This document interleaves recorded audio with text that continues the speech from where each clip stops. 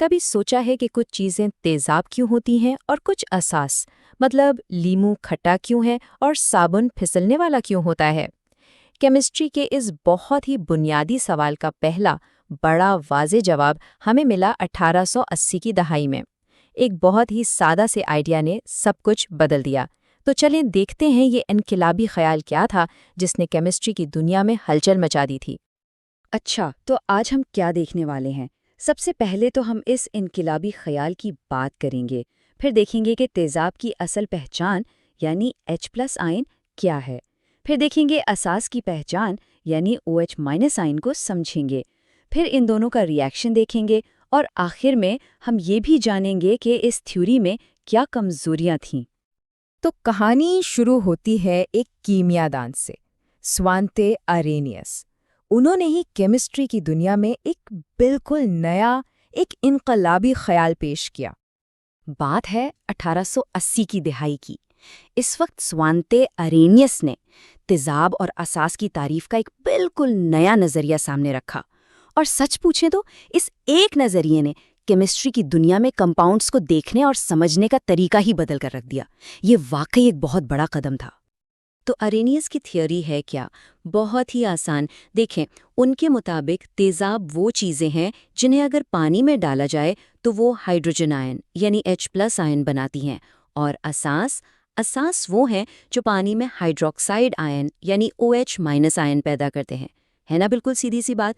लेकिन यही सादगी इस थियोरी की असल ताकत थी। चलें अब जरा थ्योरी के पहले हिस्से को गहराई में देखते हैं। आखिर तेजाब क्या चीज बनाती है? तो एरेनियस के मुताबिक तेजाब की सारी कहानी का हीरो है हाइड्रोजन आयन यानी H+। यूं समझें कि ये तेजाब का सीक्रेट इंग्रेडिएंट है। यही वो आयन है जिसकी वजह से तेजाब का जायका खट्टा होता है और इसमें चीज़ों को गलाने की सलाहियत होती है। आए इसको एक मिसाल से समझते हैं। सबसे मशहूर तेजाब हाइड्रोक्लोरिक एसिड यानी HCl। जब हम इसे पानी में डालते हैं तो ये फौरन H+ और Cl- आयन्स में टूट जाता है। और जैसे ही ये H+ आयन बनता है, बूम, ये एक परफेक्ट अरेनियस तेजाब कहलाता है। एक और मिसाल देख लेते हैं ताकि बात बिल्कुल पक्की हो जाए। नाइट्रिक एसिड यानी HNO3। ये भी पानी में जाकर बिल्कुल उसी तरह H+ और NO3- आयन्स में अलग हो जाता है। तो यहाँ एक पैटर्न नजर आ रहा है ना कि तेजाब पानी में H+ आयन जरूर छोड़ेगा। ठीक है, तेजाब की बात तो हो गई। अब जरा केमिकल स्पेक्ट्रम की दूसरी तरफ चलते हैं और देखते हैं कि असास यानी बेस क्या चीज़ होती है। तो जैसे तेजाब का हीरो H+ आयन था, वैसे ही असास का हीरो है हाइड्रोक्साइड आयन यानी OH-। असास की सारी खुसूसियात इसी आयन की वजह से हैं, जैसे इसका साबुन जैसा फिसलन वाला एहसास या इसका कड़वा जायका।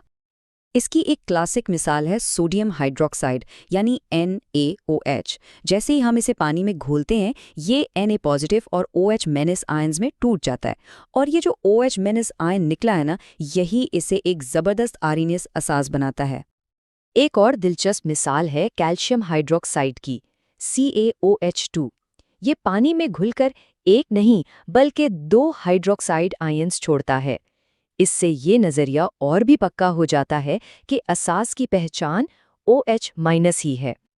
अच्छा, तो अब हमें तेजाब के हीरो H+ और असास के हीरो OH- दोनों का पता है। अब सवाल ये है कि जब ये दोनों आमने सामने आते हैं तो क्या होता है? जब ये दोनों मिलते हैं तो जो चीज़ बनती है उसे कहते हैं नमक यानी सॉल्ट। अब ये वो खाने वाला नमक नहीं है। केमिस्ट्री की ज़बान में नमक एक ऐसा आयोनिक कंपाउंड होता है जो तेजाब और एहसास के मिलने से बनता है। और इस पूरे रिएक्शन का एक बहुत ही खूबसूरत और सादा सा फॉर्मूला है। तेजाब जमा असास बनता है नमक और पानी। बस, जब भी कोई अरेनियस तेजाब और असास मिलेंगे, नतीजा यही होगा। ये केमिस्ट्री के सबसे अहम रिएक्शंस में से एक है। इस फॉर्मूले को एक असली मिसाल से देखते हैं। फर्ज करें हाइड्रोब्रोमिक एसिड यानी HBr मिलता है पोटेशियम हाइड्रोक्साइड यानी KOH के साथ, तो क्या बनेगा? पोटेशियम ब्रोमाइड KBr, जो कि एक नमक है, और साथ में पानी H2O। देखा, बिल्कुल फॉर्मूले के मुताबिक। तो अरेनियस की थ्योरी वाकई बहुत ज़बरदस्त और इनकलाबी थी। लेकिन साइंस में कोई भी चीज़ हतमी नहीं होती। अब वक्त है ये देखने का कि इस थियोरी में क्या कमियां या खामियां थीं। अच्छा, तो सबसे पहली बात, बाद में पता चला कि H+ आयन पानी में अकेला नहीं घूमता। वो पानी के एक मॉलिक्यूल से जुड़कर हाइड्रोनियम आयन यानी H3O+ बना लेता है। फिर एक और बड़ा मसला सामने आया। ये थियोरी अमोनिया यानी NH3 के बारे में कुछ नहीं बता सकी।